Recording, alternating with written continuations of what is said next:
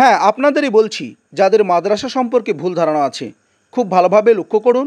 প্রথমেই চলল আমাদের প্রস্তুতি পর্ব, আর এরপরে প্রত্যেকটি বাচ্চার হাতে ন্যাশনাল ফ্ল্যাগ তুলে দেওয়ার পর আমরা শুরু করলাম আমাদের প্রধান কাজ, পতাকা উত্তোলন। পতাকা উত্তোলনের পরে আমরা যে গানটি গাইলাম সেটি হলো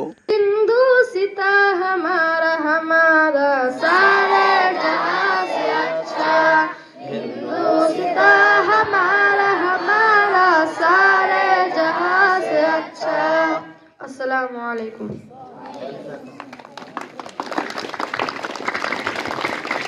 এরপর শুরু হলো মাদ্রাসার সব থেকে সিনিয়র ব্যক্তির দ্বারা লেকচার পর্ব। আর ইনি তো এতটাই দেশাত্মবোধ বক্তব্য রাখলেন যে এখানকার উপস্থিত সমস্ত সদস্যবিন্দু সহ ছাত্রছাত্রীরা একগ্রত মনে শুনছিলেন। সেই সঙ্গে এনারা আমাকে আদরে সসম্মানে একজন অতিথি হিসাবে বরণ করে নিলেন। সত্যি খুবই ভালো লাগলো। আর এখানকার সবথেকে মূল্যবান বক্তব্যটি রাখলেন এখানকার হেড মাওলানা। একবার বক্তব্যটি শুনুন। আল্লাহ সুবহানাহু ওয়া তাআলা পবিত্র কোরআন মাজিদের মধ্যে বলেন, সূরাতুল ইসরা সূরা নম্বর 17 আয়াত নম্বর 81 এর মধ্যে আল্লাহ সুবহানাহু ওয়া তাআলা বলছেন, ওয়াকুল জাআল হক ওয়া যাকাল বাতিল ইন্নাল বাতিলা কানা যাহুকা। সত্য যখন এসে যায় মিথ্যা বিলুপ্ত হয়, প্রকৃতপক্ষে সত্যরই বিজয় হয়। এরপর শুরু হতে চলেছে স্বাধীনতা দিবস উপলক্ষে বিভিন্ন ধরনের প্রতিযোগিতা। আর প্রত্যেক জয়ী প্রার্থীকে দেওয়া হবে পুরস্কার। আর এখানে যথেষ্ট পরিমাণ পুরস্কার রয়েছে।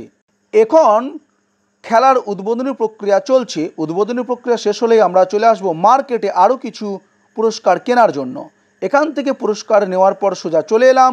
এখন আমাদের কাছে যথেষ্ট পরিমাণ পুরস্কার রয়েছে প্রতিযোগীদের দেওয়ার জন্য।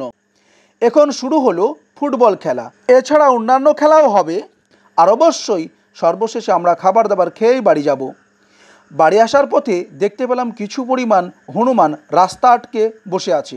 কেন আছে জানি না, এদের যে কি ডিমান্ড সেটাও বুঝতে পারছি না, কারণ আমি হনুমানদের ভাষা বুঝি না।